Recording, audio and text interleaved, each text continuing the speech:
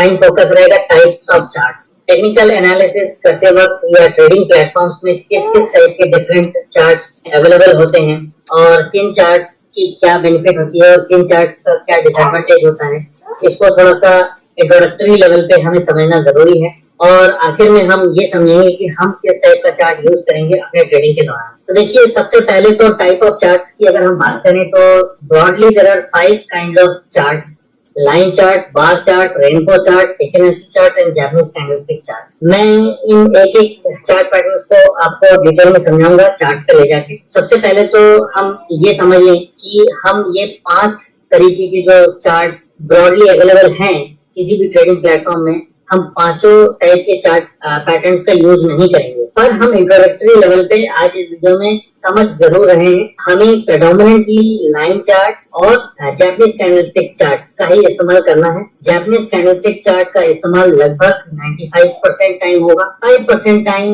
हो सकता है हम लाइन चार्ट का इस्तेमाल करें कुछ डबल कंफर्मेशन के लिए। बार chart, rainbow chart, Fibonacci chart हम इस्तेमाल नहीं करेंगे, पर फिर भी इन्हें समझना जरूरी है। आइए समझते हैं और चार्ट्स पे देखते हैं कि लाइन चार्ट किस तरीके से होता है और क्या इसकी खासियत होती है। आपको अभी अपने सामने जो चार्ट दिख रहा है वो निफ्टी का डेली चार्ट है और ये एक लाइन चार्ट है। लाइन चार्ट सिर्फ क्लोजिंग प्राइसेस को ज्वाइन करने से बनता है, मतलब दिन का जो क्लोजिंग प्राइस है वो सबसे ज्यादा इंपॉर्टेंट है। अगर इसी चार्ट को मैं वीकली चार्ट में कन्वर्ट कर दूं W प्रेस करने के बाद, तो ये वीकली चार्ट बन गया। ये देखिए, ये वीकली चार्ट है अभी, और इसी चार्ट को मैं मंथली चार्ट में भी कन्वर्ट कर सकता हूँ M प्रेस करके। चाहे किसी भी टाइम फ्रेम का लाइन चार्ट हो, पर पॉइंट ये है कि लाइन चार्ट में अगर ये मंथली टाइम फ्रेम का लाइन चार्ट है तो मंथ का जो क्लोजिंग है उसको जोड़ा जाता है ऑन ए कंटिन्यूअस बेसिस और इस चार्ट का फॉर्मेशन होता है। अगर ये एक वीकली चार्ट, जो कि आपके सामने अभी वीकली चार्ट दिख रहा है निफ्टी का, इसकी बात करते हैं, तो जब लाइन चार्ट हम वीकली टाइम फ्रेम पे ड्रॉ करते हैं तो वीकली क्लोज को आपस में ज्वाइन करके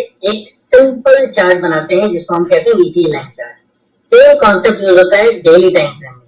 इसका मतलब ये हुआ कि जो भी टाइम फ्रेम है उसका जो क्लोजिंग प्राइस है उसको आपस में जोड़ के बहुत सिंपल तरीके से एक लाइन चार्ट बनाया जाता है। वैसे तो लाइन चार्ट बहुत सिंपल है, और लाइन चार्ट की जो खासियत है कि लाइन चार्ट में कोई नॉइज, कोई इमोशंस, इंफॉर्मेशन हमें नहीं मिलता है।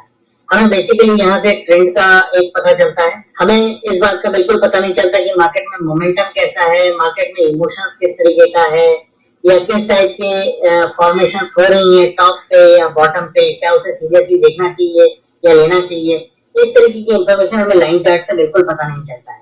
तो जैसा कि मैंने बताया, लाइन चार्ट किसी भी टाइम फ्रेम में आप ड्रॉ कर सकते हैं, इंट्राडे टाइम फ्रेम में भी ड्रॉ कर सकते हैं, 30 मिनट, 60 मिनट या डेली, वीकली, मंथली। मुद्दे की बात यह है कि उस टाइम फ्रेम का जो क्लोजिंग प्राइस होगा उसी को आपस में ज्वाइन करते हुए चलना है और हमें एक चार्ट मिल जाएगा, और उसी को कहा जाता है लाइन चार्ट। बहुत सिंपल है, नॉइज फ्री चार्ट है, और इसमें इमोशंस का पता नहीं चलता, इसमें मार्केट में मोमेंटम का पता नहीं चलता, और जहां रिवर्सल पॉइंट्स होना है वहां पर मार्केट में किस तरीके की फॉर्मेशंस हो रही हैं, बुल और बियर्स के बीच में किस तरीके का इंटरेक्शन हो रहा है, इसका तो बिल्कुल पता नहीं चलता है। तो ये बहुत सिंपलिस्टिक फॉर्म ऑफ चार्ट है लाइन चार्ट। आगे चलते हैं। देखिए, अब जो चार्ट आपको अपने सामने दिख रहा है वो है बार चार्ट। बार चार्ट में एक खासियत ये है कि अगर हम इस बार की बात करें, इसको मैं थोड़ा सा जूम आउट कर लेता हूँ। हम इस एनसर्कल्ड बार की बात कर रहे थे, और इस बार को अगर आप गौर से देखें तो ये इसका ओपन है, ये इसका क्लोज है, ये इसका हाई है दिन का, और ये है लो। तो इस बार से हमें फिर भी जो एक मार्केट की इमोशन के बारे में पता नहीं चल रहा है, क्योंकि यहाँ पर ना कोई शेप है जिससे हम कुछ इमोशंस का पता लगाएं। देखिए, बार चार्ट्स की जहां तक बात है, 1980 तक इसका इस्तेमाल काफी प्रचलित था, बट 1980 के बाद यूएस में जब यूएस के ट्रेडर्स को जापानीज कैंडलस्टिक्स के महत्व का पता चला और उसके एडवांटेजेस का पता चला, तो उन्होंने जापानीज कैंडलस्टिक्स को यूज करना ज्यादा शुरू किया। क्योंकि जैसा कि मैंने बताया और जैसा कि आप देख भी पा रहे होंगे कि ये एक इंफॉर्मेशन तो प्रेजेंट कर रहा है ओपन, हाई, लो, क्लोज का, पर कहीं ना कहीं इसमें इमोशंस मिसिंग है। बार चार्ट की ये कुछ लिमिटेशंस हैं। आगे चलते हैं। देखिए, अब जो आपके सामने ओपन है ये है रेनबो चार्ट। ये आपको दिख रहा होगा, यहाँ पर लिखा हुआ है रेनबो। रेनबो चार्ट में जो खासियत है वो ये है कि जैसे जैसे प्राइस ऊपर जाता जाता है, रेनबो चार्ट एक रेक्टेंगुलर बॉक्स ऊपर बनाता जाता है, और जैसे जैसे प्राइस नीचे आता जाता है उसी तरीके से ब्लैक कलर का रेक्टेंगुलर बॉक्स बनाता रहता है। मतलब अगर प्राइस ऊपर जाता रहे तो ग्रीन कलर का रेक्टेंगुलर बॉक्स बनाता चलेगा, और जैसे ही प्राइस नीचे की ओर आता रहे उसी तरीके से ब्लैक कलर का रेक्टेंगुलर बॉक्स बनाता रहेगा। कि कलर कोड्स आप अपने हिसाब से चेंज भी कर सकते हैं। पर ये बॉक्स बनते कैसे हैं इसको समझते हैं। देखिए रेनको चार्ट में जैसे कि आपको यहाँ दिख रहा है कि ATR 14 का यहाँ पर कॉन्फ़िगरेशन सेट है। तो जैसे ही इसका जो एवरेज ट्रू रेंज है, जिसको हम आने वाले दिनों में जब हम इंडिकेटर्स को अच्छी तरह से समझेंगे, एक एवरेज ट्रू रेंज नाम का भी एक इंडिकेटर होता है। निफ्टी का जो एवरेज ट्रू रेंज है, जैसे ही वो क्रॉस करता है और वहां पर ये एक रेक्टेंगुलर बॉक्स बनाना शुरू कर देता है और इस रेक्टेंगुलर बॉक्स को कंप्लीट कर देता है। उसी तरीके से और अगर एक और ATR के ऊपर प्राइस निकल जाए उस समय का जो ATR है, तो बिकॉज ATR इज डायनेमिक और ATR चेंज होता रहता है, जैसे जैसे दाम ऊपर नीचे होता है ATR भी चेंज होता है। तो जैसे जैसे एक एक ATR ऊपर चला जाता रहेगा प्राइस, वैसे वैसे एक एक रेक्टेंगुलर बॉक्स ये ऊपर ड्रॉ करता जाएगा ऑटोमेटिकली। और same happens when the price comes down, ये नीचे नीचे एक एक ब्लैक रेक्टेंगुलर बॉक्स ड्रॉ करता जाएगा जैसे जैसे प्राइस एक एक ATR नीचे आता जाएगा। एवरेज ट्रू रेंज से आप घबराइए मत, इसको हम डिटेल में समझेंगे जब हम इंडिकेटर्स को समझेंगे। ये एक तरीके का इंडिकेटर है जो कि निफ्टी के जो रेंज होते हैं पिछले कुछ दिनों के, उनका एक एवरेज निकाला जाता है और उसी को कहा जाता है एवरेज ट्रू रेंज। तो अगर आप रेनको चार्ट को भी देखें तो रेनको चार्ट भी एक तरीके का बहुत नॉइज फ्री चार्ट है, बिल्कुल लाइन चार्ट की तरफ। इसमें बिल्कुल किसी प्रकार का कुछ इमोशन मोमेंटम कुछ भी नहीं दिखता है। एक तरीके से रेनको चार्ट का इस्तेमाल सिर्फ ट्रेंड के लिए होता है। निफ्टी यहाँ तक गया, उसके बाद यहाँ से ट्रेंड चेंज हो गया, उतना ही पता चला। पर ये यहाँ पर जहाँ से मार्केट रिवर्स हुआ, यहाँ पर बुल्स एंड बियर्स के बीच में किस तरीके का इंटरेक्शन हुआ, क्या इमोशन था, जहाँ से यहाँ से बुल्स एंड बियर्स के बीच में किस टाइप का इंटरेक्शन हुआ, जिसके बाद मार्केट ऊपर जाने लगा, इस टाइप के इमोशंस का हमें पता नहीं चलता। और साथ में मार्केट का जो मोमेंटम है इस डायरेक्शन में है, इसका भी हमें पता नहीं चलता Renko chart से। So Renko chart is equally noise free as line chart, and predominant use of Renko chart is to understand the trend rather than anything else। आगे बढ़ते हैं। देखिए आपके सामने अब जो चार्ट दिख रहा है वो है हैकिनेशी चार्ट, और ये आपको दिख रहा होगा यहाँ पर हैकिनेशी लिखा हुआ है। देखिए हैकिनेशी कैंडल्स और हैकिनेशी चार्ट्स का इस्तेमाल पिछले कुछ सालों में काफी होता रहा, और आप इससे जुड़े हुए काफी सारे इंफॉर्मेशन इंटरनेट पे पढ़ते होंगे या पढ़ चुके होंगे। हैकिनेशी चार्ट्स जापानीज कैंडलस्टिक चार्ट्स का ही एक ऑफशूट है, और जापानीज कैंडलस्टिक्स के चार्ट को ही एक सर्टेन तरीके से मॉडिफाई करके हैकिनेशी चार्ट बनाया गया है। और इसमें जो खास इंपॉर्टेंस जो है वो है कि हमें एक मार्केट में मोमेंटम का पता चलता है, और इसमें जापानीज कैंडलस्टिक्स में जो कॉम्प्लेक्सिटीज हैं वो हैकिनेशी चार्ट्स में नहीं है।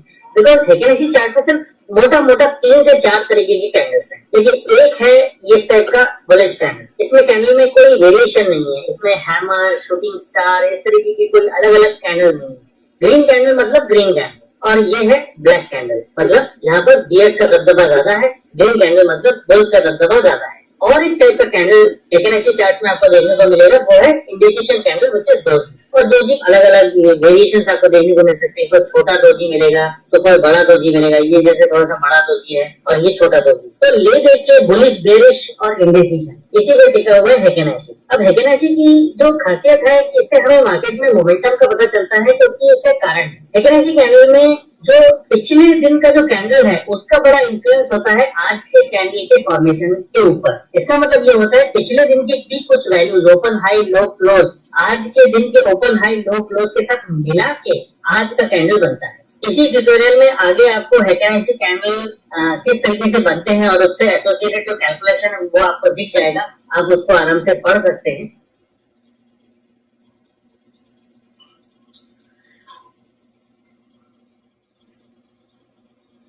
पर मुद्दे की बात यह है कि अगर ये डे 1 है जो कि पिछला दिन है और ये डे 2 है जो कि आज का दिन है, तो इस दिन जो ओपन हुआ था, जो क्लोज हुआ था, जो लो था या जो हाई था, उसका एक इम्पैक्ट डे 2 के कैंडल फॉर्मेशन पर पड़ता है। क्योंकि इसका फॉर्मूला ही कुछ इस तरीके से है कि पिछले दिन का भी जो वैल्यूज है उसको भी इस फॉर्मूले में इंक्लूड किया जाता है और इस कैंडल का फॉर्मेशन होता है। तो ये एक तरीके का ऐसा कैंडलस्टिक पैटर्न है या चार्ट फॉर्मेशन है जिसमें इस बात पे बहुत अहमियत दी जाती है कि किसी भी दिन को आइसोलेशन में न देखा जाए, हर रोज को एक कंटिन्यूएशन पिछले दिन के रिलेशन में देखा जाए। तो इससे मार्केट के मोमेंटम का बहुत खासा पता चलता है, बहुत डिटेल में पता चलता है। तो ये बहुत बड़ा एडवांटेज है। दूसरा बड़ा एडवांटेज हैकिनेशी के साथ ये है कि हेकेनाशी में आपको बहुत सारे कैंडलस्टिक पैटर्न्स पढ़ने की कोई जरूरत नहीं है, सिर्फ मोटा मोटा 3-4 कैंडलस्टिक पैटर्न्स हैं, बुलिश, बेरिश और इंडिसिशन। तो इसी में आपका काम हो जाता है। आप अपने शौक के लिए इस फॉर्मूले को जरूर पढ़ें, लेकिन इस फॉर्मूले को जानना कोई जरूरी नहीं है, क्योंकि चार्टिंग प्लेटफॉर्म्स तो खुद ब खुद इस तरीके के कैंडल्स बना के आपको प्रेजेंट कर ही देंगे। पर फिर भी इन सब एडवांटेजेस के होने के बावजूद भी कैंडलस्टिक्स, जो जापानीज कैंडलस्टिक्स है, जो उसके अपने एक अलग एडवांटेज है, जो कि हम आगे बात करेंगे। फाइनली अब जो कैंडलस्टिक चार्ट आपको अपने स्क्रीन पे दिख रहा है, ये है जापानीज कैंडलस्टिक चार्ट, और इसी चार्ट को हम आमतौर पे अपने ट्रेडिंग में, अपने डिस्कशन के दौरान और इस टेक्निकल एनालिसिस कोर्स के दौरान हम बहुत डिटेल में एनालाइज करने वाले हैं। ये काफी कठिन है, काफी सारे चार्ट फॉर्मेशंस हैं, काफी सारे कैंडलस्टिक पैटर्न्स हैं, फॉर्मेशंस हैं, पर इसके बहुत सारे एडवांटेजेस भी। इसमें सबसे नंबर 1 जो एडवांटेज है वो है कि आपको मार्केट में जो प्रिवेलिंग इमोशन है उसका पता चलता है। अगर आपको इमोशन का पता चल गया मार्केट में, तो I think you have an edge. आपको मोमेंटम या ट्रेंड का पता तो लग जाएगा। ट्रेंड एनालिसिस तो बहुत इंपॉर्टेंट है ही है, पर ट्रेंड एनालिसिस के बाद कहां पर हम ट्रेड लें और किस लिए लें, वो जो रीजन है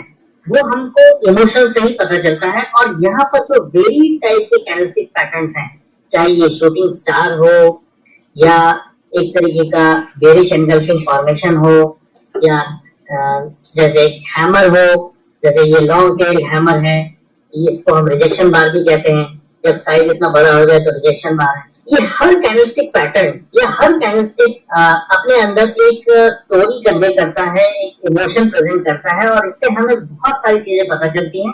of course based on the fact कि ये कैंडलस्टिक फॉर्मेशंस या कैंडलस्टिक्स कहाँ फॉर्म हुई है। यहाँ फॉर्म हुई है एक रिवर्सल पॉइंट पे, या एक नीचे के एक रिवर्सल पॉइंट पे फॉर्म हुई है। अगर ऊपर के एरियाज में या हायर प्राइस लेवल्स पे एक बियरिश फॉर्मेशन हमें दिखता है, तो उसका महत्व ज्यादा है बजाय कि बुलिश फॉर्मेशन का। उसी तरीके से नीचे की ओर एक बुलिश फॉर्मेशन का ज्यादा महत्व है बजाय कि बियरिश फॉर्मेशन का। तो ले करके जब कैंडलस्टिक फॉर्मेशन और पैटर्न को हम ट्रेंड के साथ मिक्स करेंगे और चार्ट्स में एग्जैक्टली लोकेशन के ऊपर इसको देखेंगे कि किस लोकेशन में ये बना है, तो हमें एक इमोशन का पता चलता है। और ये इमोशन बेहद जरूरी है, ट्रेडिंग के लिए हो चाहे इन्वेस्टमेंट के लिए हो। In any case technical analysis का मेन उद्देश्य क्या है? टेक्निकल एनालिसिस का मेन उद्देश्य है कि हमसे किसी ने बात नहीं की और फिर भी हम समझ जाए, अनकही बातों को समझना। So the things which has not been told to us, if we were to understand all those things, then we have to very well go into the granular aspects of the body language. And to understand the granular aspects of price, I think there is no other chart better than Japanese candlesticks. Japanese candlesticks से better कोई chart नहीं है जो market में price के जो related जो emotions है उसको अच्छी तरह से एक ट्रेडर या एक एनालिस्ट को प्रेजेंट कर पाए। इस ट्यूटोरियल में आगे आप एक वीडियो देखेंगे जो कि मैंने रिसेंटली इंक्लूड किया है, जिसमें ये शेयर किया गया है कि एक सिंगल कैंडल, एक दिन का कैंडल किस तरीके से एक कैंडलस्टिक चार्ट में बनता है। मैं आपसे रिक्वेस्ट करूंगा कि आप आगे जो वीडियो है उसको बहुत ध्यान से देखें, समझने की कोशिश करें, क्योंकि वो बहुत जरूरी है।